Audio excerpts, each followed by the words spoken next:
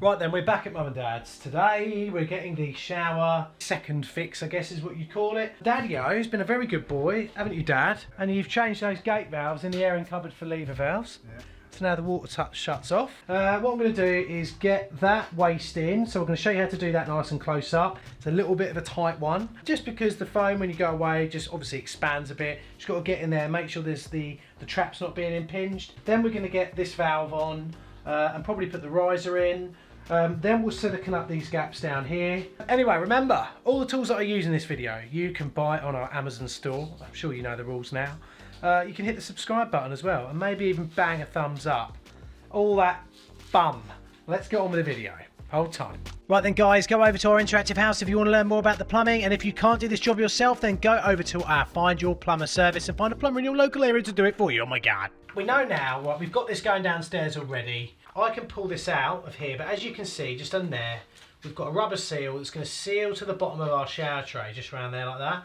You off down there? Alright, cheers Dad. No, I'm not going anywhere. Alright. I'll go downstairs though. Alright, alright, that's all right. That's all you want. The thing with shower trays is that when they're cast, there can be imperfections underneath. Now, I've run my hand, and the reason I really like Roman's shower trays is that they don't really have that. But that being said, it's not going to stop me just running a tiny little bit of seal, and it needs to be a small amount of seal, okay, around on this rubber here. And then what we're going to do after that, you can have a little one on here, and then this will sit in here like that. So look, I'm just going to, it's not easy to do. You do need to have a little bit of techers to get in there. So guys, one of the things I'd say is the most important when you're doing this particular little job is to not put too much silicone in. Put a tiny, tiny bead around. All it needs to do is get a nice little seal on that rubber and underneath the shower. The reason for that is when we put our main screw on that's going to tighten up the whole trap later on, we don't want loads of silicone splodging out and going all over the screw head, because sometime in the future you might want to take this trap off because there's a leak or a problem, and it just ties you up for the future. I know you guys are all going, yeah boy, I can hear you, but it's just really, really important that you do that. So you can see there a really, really small bead. If when you pull it up, because you can just pull it up with your hand now and get it all tightened up and splodged, if anything splodges out, just get a little paper towel or run your finger around there to get rid of any excess silicone before you do your full tightening up of the trap. Offer this up to the hole, pull it tight. If I get any squeeze out, then I can just run my finger onto that. Get rid of that squeeze out now. Missing out on a few little points here today is, look, I've pulled the protective plastic back. That's a really good idea to do that. Put this on here. This is always the hard bit. You kind of got to get in there like that. Right, and then we just start that off lightly. If it doesn't start properly, pull it back, get your hand in there and pull it up. Take it back until you hear a click. There you go, click there, and that's the end of its thread. And then go forward again. And just keep trying to go into it.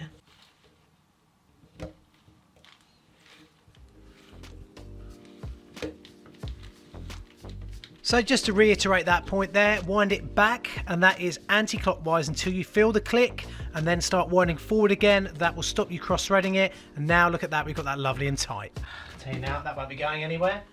And then obviously to finish this off, we probably won't do this now. You just set that in, like so. Right, look at that, just cover it over again. Put that in there. Okay, now that's ready. Right, so the next bit, just gonna lay down some towels, some towelty towels.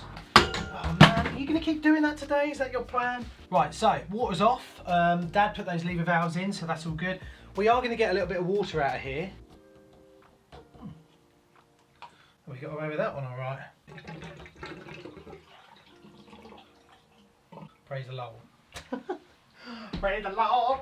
These are reclaimed, this is a reclaimed shower valve. When I was doing a job a couple of weeks back in the studio. Great, that's going to be lovely. Just take notice, right, of how these go on here. Look, that can go all the way through. Inside, we've got a taper on here, just a little baby taper. That can go all the way up to there, okay, nice and tight. It's the same on this one here, okay. Now what I do to make sure that I get these right is get a pencil. Now bear in mind these aren't fully tightened up yet, so that you can mark that. We've got our pencil mark there, our pencil mark there. The last thing we want, right, is for these two to stick out proud of these shrouds here. So what we're going to do, we're going to cut back just a little bit. So look, let me take this one off here and you'll see the mark. So there's our mark.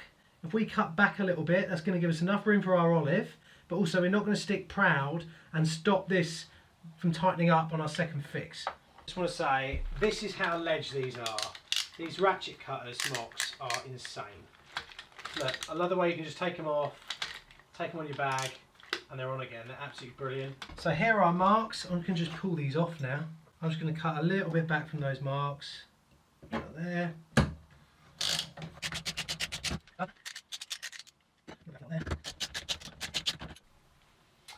Right, so now I'll cut these back. Also, I know that I'm going to want these to be kind of that orientation, so I can miss any pipe work. The thing is, I need to glue these. The main fix for this is going to be the pipes and those little screws. But it's a good idea now just to get a bit of glue in your hole. The glue that I'm using here will act as a sealant, but also will act as a sort of rigid fixer as well to make the support for the valve even better. Yeah, lay you back down on my little resting place. So I'm orientating round my plates like that so we miss any pipe work in a sec. Another good thing to do is at this point get some jointing compound on. Just do this as well. This saves grief later on in the job, guys. A little bit of splodge on your pipe. Smells like the nicest. This reminds me of my childhood, this smell does. What kind of upbringing have I had? The smell of my childhood is this lovely stuff. Oh yes. It really sort of minimises the opportunity, the chance for a leak, but it also allows your nut and everything to go up tighter. And then any that's actually in the pipe, just spend a couple of seconds just getting it out. I'll use some of Mum's lovely raggette. Now we're going into plastic here, but because we've used our really good sealing glue and also because we've gone to great lengths to make sure that our pipe work was properly fixed back to the wall when we did our first fix, I'll be happy to connect the bar valve up onto this, knowing that my mum and dad will not use it for any, oh god, what was I going to say there? Ugh, knowing that my mum and dad won't use it to climb up and clean the top of the shower with. Yeah, there we go, that was it. And then these two here both have a taper on them. I'd recommend again popping a bit of sealant in there, just a bit of munge. You know, I love a bit of munge. It's always good at this point to have exactly the right tool to be able to do it, and I've got to say the massive wide grip Ox adjustables that I've got are perfect for this because they'll go on that big flat, and as you can see there, you just got to get around that set of backhoes that I've got over the top just to give them a nip up. Doesn't matter how good your screw fixings are, these will move a little bit if you're going to be doing them up. You're trying to do quite a sort of strenuous, stressy thing, but once these are tightened up, once that glue's gone off, and once we've consolidated all of that with our great bit of first fixing, these will not move anywhere. Shrouds on just like that.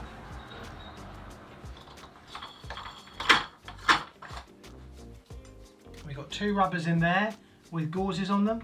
This is where this can get a little bit meh.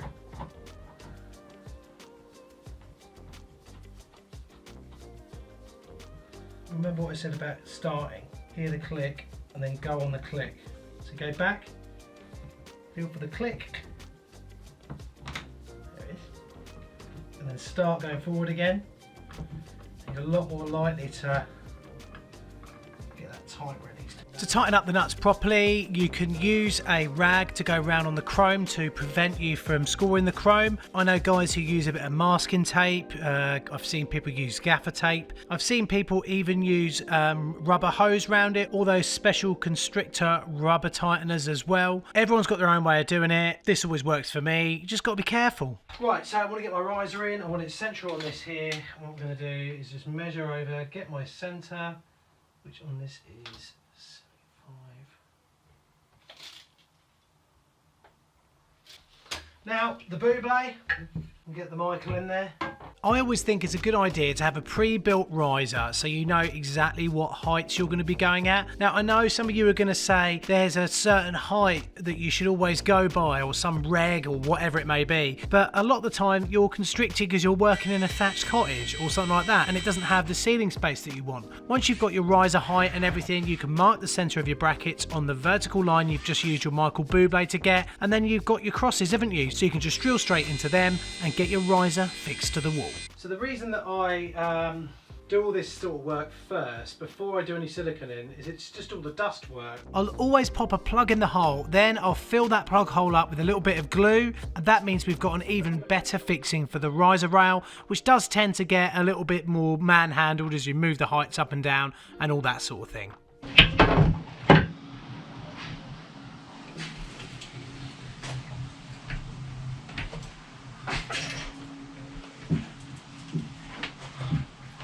And this has got a twist, click and lock system that I'm still yet to get my head around, to be honest. Pop these in like that and then that's supposed to seal it all up, but...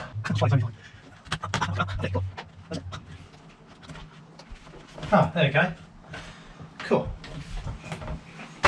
Right, risers on. Sorry. Do you want coffee? Yeah, I'll have another cup of coffee. Hold on. Black with one again, Danka. Right, so silicone in time. I always use these formers. I've got a few sets of them now because I'm always losing them, that sort of thing, but these are what I use for this sort of job. The great thing I like about them is they just allow you to select different depths. With jobs like this, it's always best to sort of work your way down, because the reason is, if you did all your silicones at the bottom here, all your silicone joints at the bottom, and then did that one, if there was any dust or particles or anything like that up there, they're going to get knocked down onto what you've just done. That's not what we want. Before we get really into it, just wipe everything off that corner. The corner you're working on, you don't want anything in there now. Just give it a good old wipe off. Just cut at the second one down, maybe a little bit narrower than that. Yeah? So we've got a nice sort of 30 or 40 degree cut, not a 45, it's just a bit too tight sometimes. And just watch us getting on this.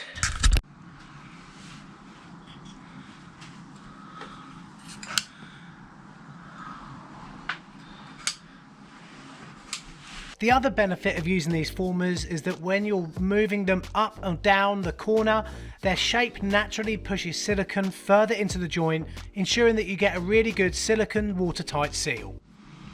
See if I just step off there, because I actually want my finishing run to go upwards, like this.